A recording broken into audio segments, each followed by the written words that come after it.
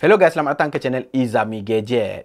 So guys, ini adalah Asus ROG 7, iterasi gaming phone terkini daripada Asus ROG untuk tahun 2023 ni lah kan. Dan aku dah gunakan peranti ni lebih kurang 10 hari plus macam itu semenjak daripada video unboxing lepas. Dan aku dah gunakan dia untuk pergi jalan, pergi Melaka KL, gunakan untuk apps, dah gunakan untuk ambil gambar, main game. Dalam video kali ni aku nak berikan aku punya ulasan aku tentang penggunaan aku untuk Asus ROG 7 ni lah. Dan macam biasa, video ni kita akan bagi kepada dua bahagian. Bahagian pertama, apa benda aku suka. Bahagian kedua, apa benda aku kurang suka sikit tentang peranti ni. Jadi, jom kita ke bahagian pertama. Apa benda aku suka tentang Asus ROG 7 ni. Let's go! Benda pertama yang aku suka tentang peranti ini adalah dari segi dia punya penawaran harga. Iaitu harganya masih lagi sama. RM3,599 bukanlah satu tanda harga yang murah. Yes, itu aku akui awal-awal. Tetapi, mengenangkan ia masih lagi kekal sama seperti mana siri yang lepas iaitu Asus ROG 6, menjadikan ia adalah antara gaming phone dengan top flagship punya spek yang ada pada masa sekarang ni yang tidak dinaikkan harga tau. All the thing yang ada pada peranti ni, RM3,599, aku boleh katakan antara tanda harga yang boleh dikatakan agak menarik. Perkara kedua yang aku suka tentang Asus ROG 7 ni adalah dari segi dia punya penawaran design dia lah. Di mana mungkin ada yang setuju, mungkin ada yang tak setuju. Tetapi aku boleh katakan memang macam korang nampak, design dia memang masih lagi sama macam siri-siri yang lepas tau. Kenapa siri-siri? Sebab bukan satu siri yang sama, siri-siri yang lepas tau. Di mana dia masih lagi hadir dengan disc block punya design. All the layout masih lagi sama. Kamera dekat situ, RGB semua dekat situ. Positioning button dekat situ, ada A-trigger dekat situ. Semua masih lagi sama. Ada dua USB-C dekat situ, SIM card tray dekat situ, ada bicu audio dekat situ. Semua lagi berada pada kedudukan yang sama. Cumanya walaupun sama, ia adalah satu perasaan sama yang bagus dan juga solid tau. Dengan design putih macam aku punya ni lah kan. Dah di matte finishkan lagi. Design dia semakin kurang striking punya colour, kurang warna-warna yang pelik-pelik. Dia adalah satu design yang kita boleh katakan familiar yet still antara design yang selesa untuk sebuah gaming phone. Perkara ketiga yang aku suka tentang Asus ROG 7 ni, yang mana aku suka pada peranti-peranti siri Asus ROG yang sebelum ni juga, iaitu dari segi dia punya penawaran super flagship punya display. Di mana untuk kali ini dia hadir dengan paparan bersaiz 6.78 inci, AMOLED panel 1 billion color, 165Hz kadar segar semula, HDR10 Plus dengan kecerahan maksimum adalah sekitar 1500 nits, dan dia juga menggunakan Corning Gorilla Glass Victus. Dan dari segi dia punya layout, kalau korang boleh nampak, still lagi a familiar punya layout. Korang akan dapat dahi dan dagu. Dekat situ menempatkan selfie camera dan juga dua front firing stereo speaker lah. Dan dia juga menjadi satu tempat untuk korang rest your thumb bila mana korang nak main game secara landscape macam itulah. Di mana apa aku boleh katakan, ini adalah antara paparan AMOLED yang paling berkualiti dan juga responsif dalam masa yang sama dekat dalam pasaran ketika ini. So, tak kira korang nak main game ke, korang nak menonton ke, korang nak buat apa-apa tasking pada peranti ini, nak scrolling, nak tengok website, nak tengok media sosial, apa saja pada peranti ini, dia akan mengalir macam air kepantasan dan juga kelincahannya. Dalam masa sama, kualitinya aku boleh katakan antara yang terbaik untuk sebuah gaming phone. Of course, kat luar sana masih lagi banyak jenama-jenama flagship yang non-gaming phone yang hadir dengan paparan yang memang A-class lah. Kita tak boleh nak nafikan Samsung, Apple dan lain-lain. Tapi untuk sebuah gaming phone, ini adalah by far antara yang paling cantik dan responsif ketika ini. Perkara seterusnya aku suka tentang Asus ROG 7 ni adalah dari segi punya speaker. Jarang aku cakap benda ni dekat bahagian review tau. Sebab apa? Bagi aku speaker tu adalah satu benda yang semua phone hadir dengan speaker. Tapi untuk Asus ROG 7 ni aku kena emphasis more. Sebab apa? Speaker ini adalah antara speaker yang paling padu dekat dalam dunia ketika ini untuk sebuah phone. Tak kira gaming ataupun non-gaming tau. Bukan saja dia hadir dengan dua front firing stereo speaker yang membuatkan bunyi tu terus melantun dekat muka kau bila mana korang main game, tak kisah korang buat menegak ke, melintang ke. Dia juga adalah antara yang paling kuat dan juga paling berkualiti dekat dalam pasaran tau. Dan again untuk bahagian audio ni aku tak suka nak demonstrate pada korang. Sebab apa? Audio aku dan juga audio korang berbeza hasilnya. Tetapi semua orang aku rasa percaya dan akui ini adalah antara phone yang hadir dengan speaker yang paling padu dekat dalam pasaran ketika ini. Dan jikalau itu tidak mencukupi, jangan risau. Nah, korang masih lagi ada bicu audio dekat bawah ni. Korang boleh cucuk korang punya peripheral headphone semua kat sini, wired yang pakai DAC ke LDAC ke apa, dan korang boleh layan audio ataupun gaming korang sampai lepas. Perkara seterusnya yang aku suka tentang peranti ni adalah dari segi dia punya prestasi. Yes, of course, gaming dan juga performance lah. All the features. Sebab apa? Ini adalah sebuah gaming phone. Bukan saja dia punya spek tu padu. Ialah antaranya Snapdragon 8 Gen 2, LPDDR5X, UFS 4.0, ada thermal improver. All the thing belakang ni telah banyak diubah sesuai tau. Walaupun tak nampak. Tapi cooling system ni memang telah diimprove banyak-banyak. Dan dia juga support untuk the new Aero Active Cooler 7. Aku tak dapat yang itu. Tapi Aero Active Cooler 6 pun masih lagi boleh pakai.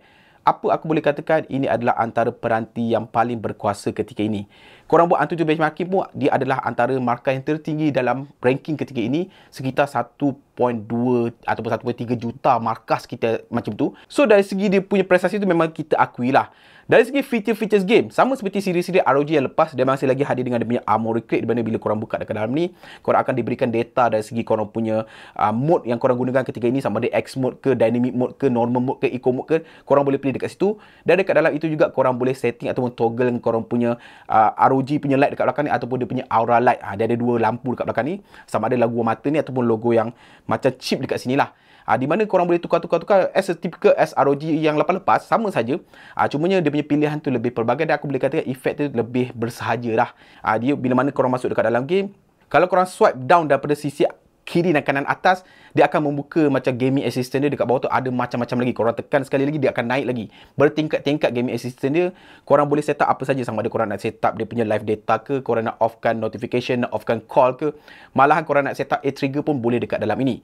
So speaking about A-Trigger, ada macam-macam setup lah. Tetapi secara normalnya aku hanya gunakan dia punya sensor A-Trigger sebagai tap macam tu lah. Aku tak guna slide ke, macam-macam benda lah. Dan dia juga korang boleh pairingkan dengan dia punya Aero Active Cooler untuk tambahan lagi button ataupun slider dekat belakang tu. Di mana pada penggunaan aku bermain game CODM ni, aku boleh katakan prestasi memang ikhlas lah. Tak ada hiccup. Dan aku boleh katakan sepanjang permainan game inilah, sebenarnya daripada ROG 6 dan juga 6D sebenarnya, tiada isu-isu kepanasan yang aku boleh katakan muncul ataupun yang ketara sangat lah. Bukanlah tak panas langsung, tapi tiada overheating issue yang memang kita boleh katakan abnormal dekat situ lah. Dan dari segi penggunaan A-Trigger, aku boleh katakan memang sangat-sangat selesa. Dia punya haptic tu improve, dan kini korang boleh setting dengan dia punya haptic tu secara individually tau. Contohnya kalau efek korang tekan combo tu sikit, dia akan vibrate sikit. Korang boleh kuatkan at certain thing tau. Banyak benda korang boleh customizekan kali ini. Tapi overall experience aku boleh katakan pada Asus ROG 7 ni, dari segi prestasi, gaming features, gaming assistant, ialah masih lagi sama seperti siri yang lepas. Cumanya mungkin ada getting refined here and there. Mungkin bagi untrained punya hand ataupun untrained punya eyes, korang tak notice sangat. Tapi bagi orang yang mungkin teliti, ada sedikit penambahbaikan here and there lah. Overall, Asus ROG 7 ni masih lagi sebuah gaming phone yang padu. Dan speaking about padu, kita bercakap pula tentang perkara seterusnya yang aku suka tentang Asus ROG 7 ni adalah dari segi dia punya kuasa. Bukan spek tadi, iaitu dari segi dia punya bateri itself lah. 6000 mAh masih lagi sama seperti yang lepas.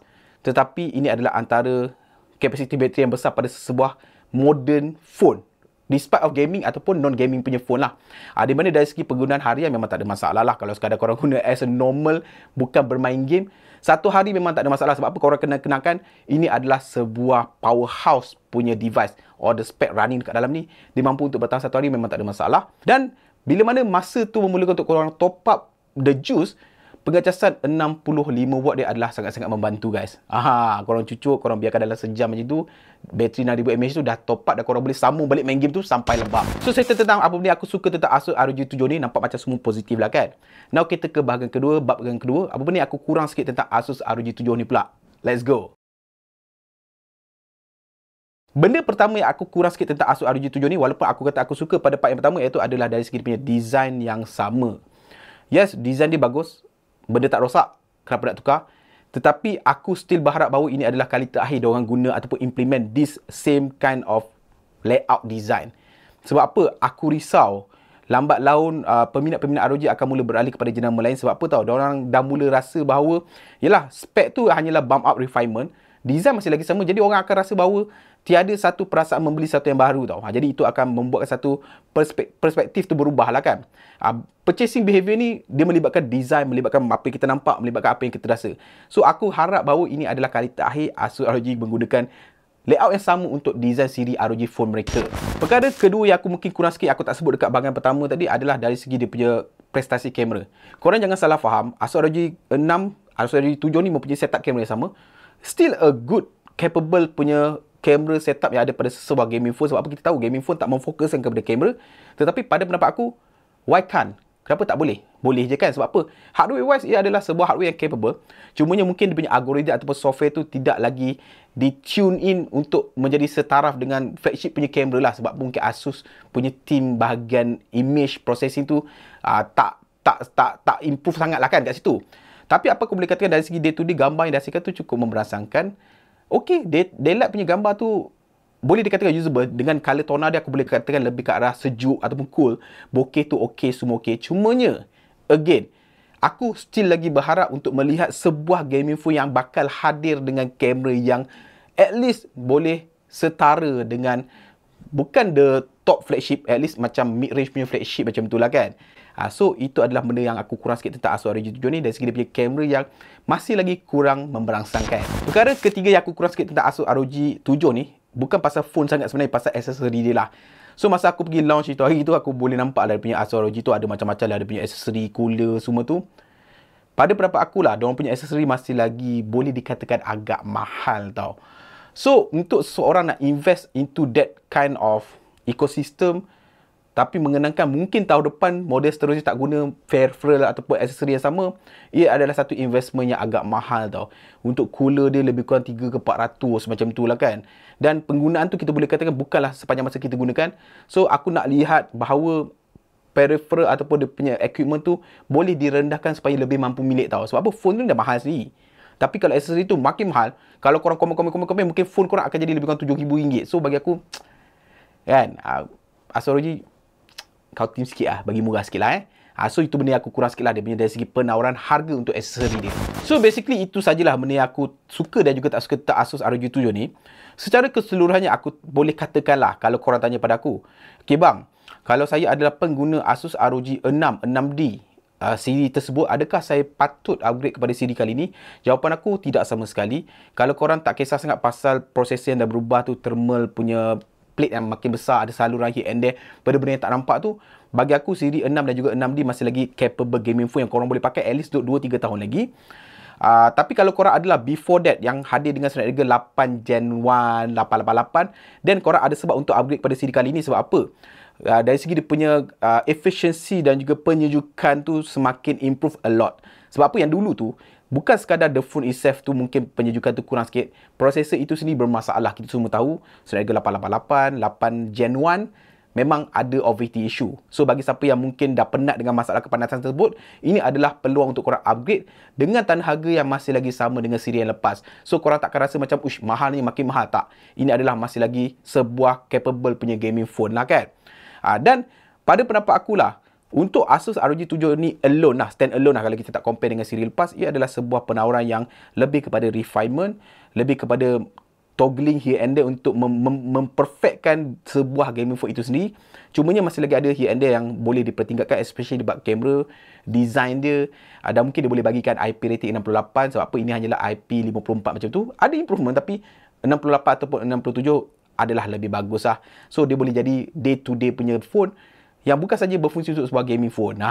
So, basically, the rest aku boleh katakan ia masih lagi sebuah gaming phone yang berkuasa dan juga mampu milik. Alright, so guys, kalau korang nak dapatkan link semua dekat bawah. Dan sampai bertemu lagi di video akan datang. Macam biasa guys, Assalamualaikum.